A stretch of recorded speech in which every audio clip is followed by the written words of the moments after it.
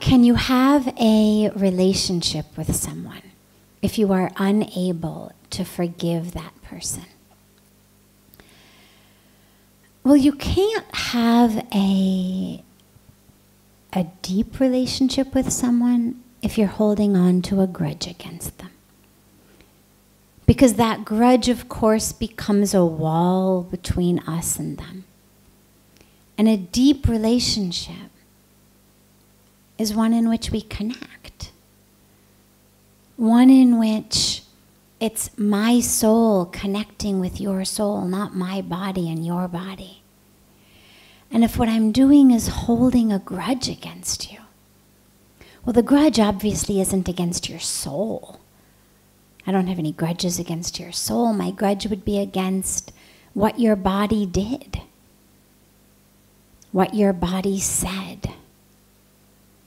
Nobody's soul betrays us or cheats us or harms us or abuses us.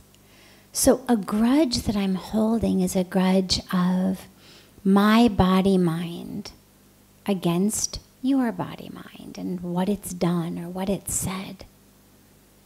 Which means that I'm living this relationship body-mind to body-mind.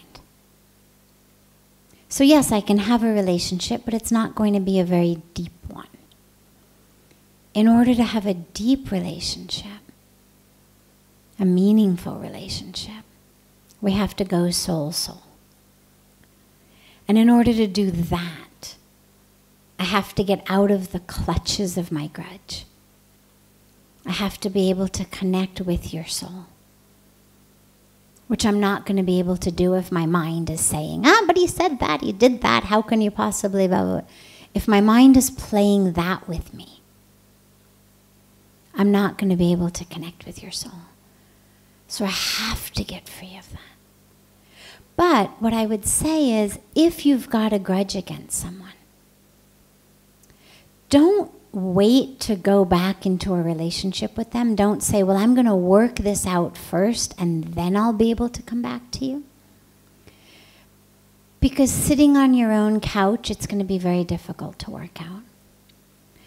It's actually going to be a lot easier if you are able to maintain a relationship with that person, because what that's going to do is it's going to keep giving you opportunities to connect with them soul to soul. Okay, I blew it an hour ago. I've got another chance now. Blew it 5 minutes ago. I've got another chance. And to keep seeing that person, to keep giving myself the opportunity to see that person as soul, as consciousness, rather than as the body and the mistake they made. And of course, as I keep living in a relationship with them, I'm going to see them as someone bigger than whatever they did that I'm holding a grudge against. So I'm going to start to be able to see them as more multifaceted, multi-layered. I'm going to be able to see more of the person and not just the mistake. If I separate myself from that person and I sit alone, all that goes through my head is what they did over and over and over again, and I just replay that. But if I force myself to continually face that person over and over again, then I'm going to be face to face with new things they're doing, with the entire humanity of that person. And if I'm doing it honestly, then I'm going to be able to see also wonderful things they're doing. Because nobody's all bad. And so if I'm staying in a relationship with them, slowly, slowly, if I'm doing it honestly, and if I'm doing it with a commitment to eventually get to soul, eventually to see the being through whom the mistake happened, but who isn't the mistake. And that's the important distinction. I remember when Puja Swamiji and I went to visit a jail in California several years ago. We were there giving a spiritual talk to all the prisoners, and the bottom line message that Pujya Swamiji really wanted them all to have was, you're not the crime. Crime was committed by you, yes, but the crime is this much and you are this much. Yeah, you've got to serve your time. Simply knowing that isn't going to get you out earlier.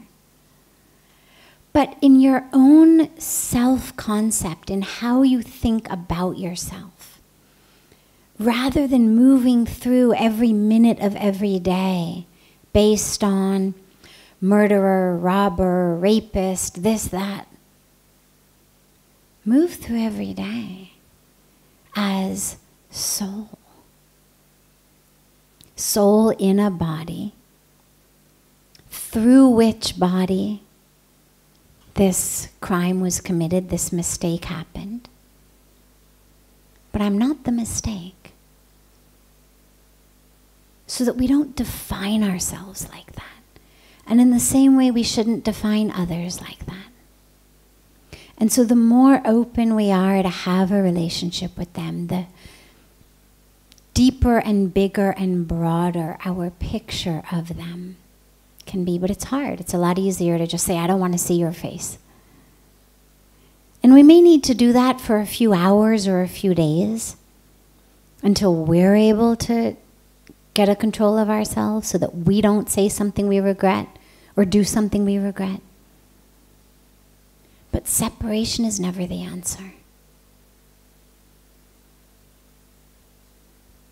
It's always about, how can I bring my consciousness into this moment, into this situation, rather than push it away from me.